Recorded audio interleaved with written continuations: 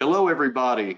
Welcome to our latest edition of the Dirt to Done seminar with Mark Elliott of Coventry Log Homes. And we're talking about the project that Jim and Michelle Ducharme completed in southern Maine with the help of Coventry Log Homes and some other folks. And that's the first question, Mark, that I really want to toss out there is we've discussed in the recent past a little bit about choosing builder, choosing all those that are involved. And it's really more of a team concept than anything else. When you put together the group of providers that bring a project together, can you talk a little bit about the best approach to developing that team concept and how to go about that? Sure. It's good to be with you, Mike, and just glad to be able to share some more of the story from Jim and Michelle's experience and things. So, to answer your question about the builder is critical to allowing the project to go through smoothly. We think as a manufacturer that it's pretty important to choose the right manufacturer, but it is just as equal to choose a builder that you can trust and get along with. That's really, really key. As far as that process with us, you do work directly with a local contractor when you build a Coventry Log Homes, but you're not on your own. We start off with a builder's list that we provide to you.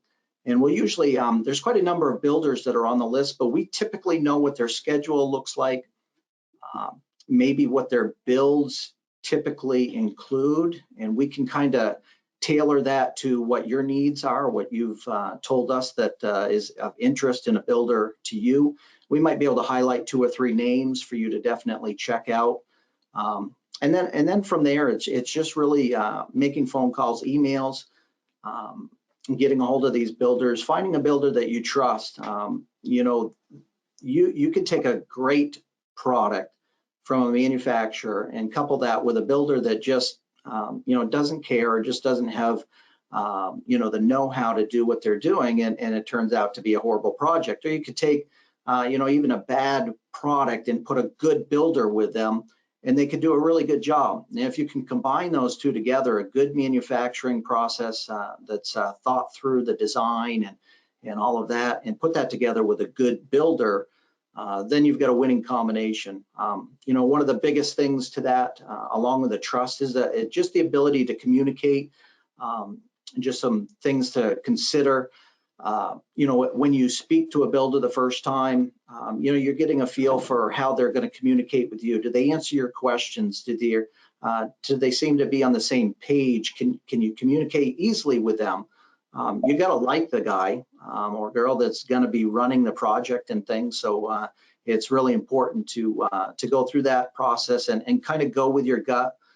We do encourage people to get quotes from multiple builders, and of course get everything in writing from that aspect and things. But we try to help you along, and then we can coordinate getting price quotes, getting the plans to those builders, making sure that that we're all on the same page as we go through the whole process of building your new home. Wonderful. Well, and Mark, certainly every relationship is a little bit different. There are different dynamics that are involved. And many times I would think your clients like to use some of their own preferences or some of their own creativity when it comes to the construction and design phase, and how you help them walk through their floor plan and the attributes that they really want to see in their log home. How does Coventry and that partnership translate into an idea, into a real situation, a finished product, when a client says, we'd really like to imagine this type of situation, or we'd like to take this plan that you've shown us and add something to it, just a little bit more personality on their part. And Jim and Michelle certainly went down that path, and Coventry was a unique participant in helping them achieve what they wanted in the end. Can you talk a little bit about that, please? Sure. So, the design process is such an important stage. It's actually a super fun stage to be in. We have folks that start many, many years before. We encourage that to plan out. One of the things you can do is you can create a vision board, some will call them. something you can do with on Pinterest if you want to do it on the computer, internet, and things like that. You can do something like a photo book, a journal, or a photo diary, some might call it, where you can take all of those things that you see in the magazines, and there's some beautiful homes, some beautiful designs in the magazines, and that can also be found on the internet, and take those ideas and kind of record them, put them into this this photo diary. And when you come and meet with us, or we meet over the internet like this and things, you can share those with us, and we can go through and maybe take some of those design ideas and try to figure out how can we incorporate this look that you want in your home, and kind of look at your design and how that we can incorporate those things into it.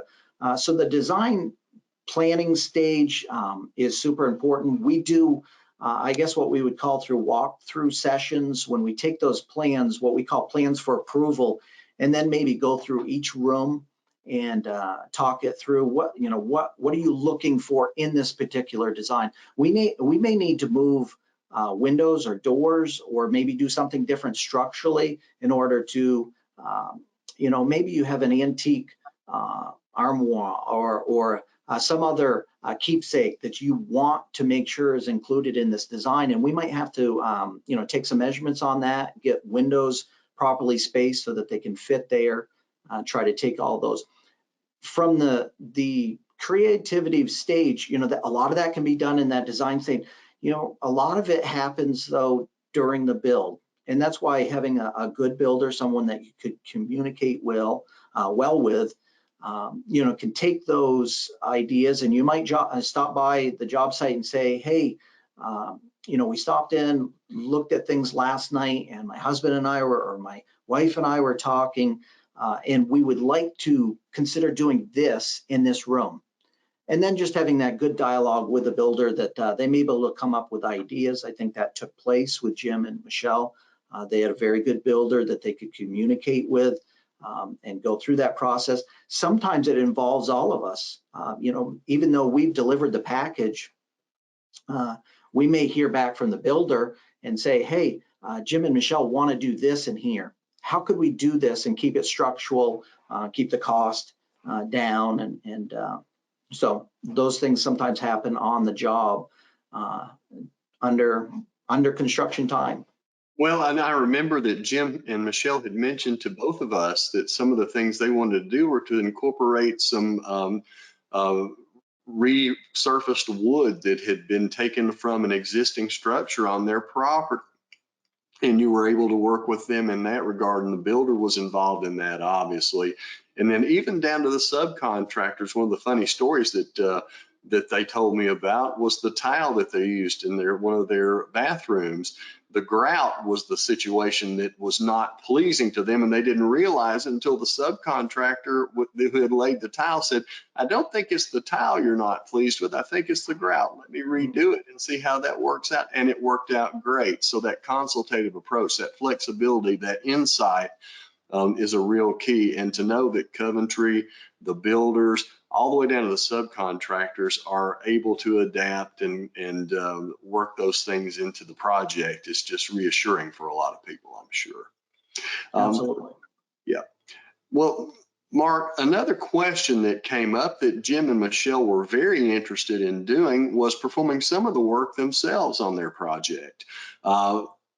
That can be a real slippery slope for some people, and it can be a challenge that they want to take on. And I don't think anything would give me more pride as a homeowner than to say, I was actually involved in the hands-on work that took place in putting the residents together. But I'm sure there are some things to be wary of. So if someone were to come to you and say, Mark, can you advise me? I'm interested in doing this or that as far as the project is concerned. How would you kind of guide them along, and how would you incorporate that into the project? Sure. So, every customer is unique. Everyone has a different skill set. They bring a different background to a project. There are some that they don't want to have anything to do with the actual hands-on. They're involved heavily in the design stage. They may get interior decorators involved. They, may incorporate having a lot of other contractors handle a lot of things. And then there are some that are very hands-on. Jim and Michelle were hands-on in some of the aspects of it. They had a particular look that they wanted, and of course, working with their contractor, they were able to get that. We work with clients that sometimes come to us. They're DIY people, and they're capable of doing a lot of work. Right up through to in some instances where they're stacking the logs and they're doing a lot of the construction. They might let a professional put the roof on, do the the high part of the project and things. And then we have everybody that's kind of in between that, that might have some skills DIY and want to be involved. Some may want to do staining. I can think of many projects where there are beams involved and they wanted to have an accent color on them, where maybe a wife or kids or whoever was coming in the evenings and staining those, and then a couple or over the weekend, and then a couple days later after everything was dry, the builder was putting them up, and some of that tedious work was already done. And didn't need to be billed out. They could put some sweat equity into it themselves. As far as Jim is concerned, I know that he was very, very involved in the technology side of his home. There's a lot of home automation that is in Ducharme's home. Everything from lighting, heating, cooling, security, all of those things. So he was very, very involved in how all of that was done. They were both very involved in the decorating side of things. As you look at the pictures of their home, I was looking at it just earlier as I was cruising through the magazine and just kind of thinking back to their project.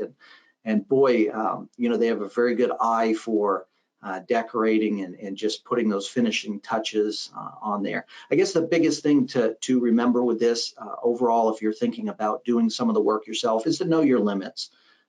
We all have limits of what we feel comfortable doing. And if there's something that you're not sure about, especially if it's something to do with plumbing or electrical or, heating, cooling, if that's just not up your alley, or doing structural type work and things, leave it to the professionals, those guys and gals that know how to do that. It's money well spent at that point in time. Well, I think those are words to the wise. And I wanted to ask if there's anything in particular that you find that homeowners can ease into with that's relatively safe for them if I'm not necessarily a novice, but have a little bit of expertise. And then certain areas that really should be left to the professionals because of the hazards that are involved in the building codes and things of that nature that you might run into. So could you steer me, if I'm a homeowner that's interested in doing something, away from a place that's going to get me into a little bit of difficulty, or maybe cost me money or cause me a delay, and maybe on the other side of that, where I might be safe if I want to just feel like I've gotten involved, Mark? Right. So, sometimes it can come down to is simply, asking if you want to put some sweat equity, maybe asking the contractor, is there anything that we can do? Do you need any, wood separated or things that we can just do with a little bit of muscle over the weekend? Feel like we can contribute it to this, but we didn't actually, swing a hammer or push, logs up and things like that. Communicate with the builder because they're going to tell you, what they feel comfortable with you doing based off from what you, what you do have for a skill set. One of the things that a lot of customers of ours we see, they'll handle doing the staining, of the exterior of the home. If they're okay with heights, then they can do that, and that's a pretty easy process. And we have companies that we work with that will help walk them through that process also if they want to do that type of work. On the interior of the home, maybe putting the polyurethane on the walls, or if you have drywall and you're willing to do painting. Some love to do the painting. I'm not one of those people, but if you don't mind taping off and putting rolling up your sleeves and getting into some paint. That can be something that's fun to do, and it's relatively, something that's you're not doing structural work. It can always be redone if it didn't get the color that you wanted, but it gives you an opportunity to do a little bit of something to help make the project your home, and that you put your hands and your touches on. Well, that does nothing but enhance pride of ownership, as long as, like you say, it's done to playing to the strengths there. And Jim actually did walk me through the process that was involved in making their home a smart home. And it's just amazing some of the things that he was able to do because of that expertise that he had. So thank you for your time today, Mark. Thanks everyone for checking us out. Look for us online or in the pages of Log and Timber Home Living magazine, and join us this summer for our next installment of Dirt to Done. Mark, thanks so much again. Thanks to folks at Coventry Log Homes, and we'll see you soon. Take care. Thanks, Mike. Thank you.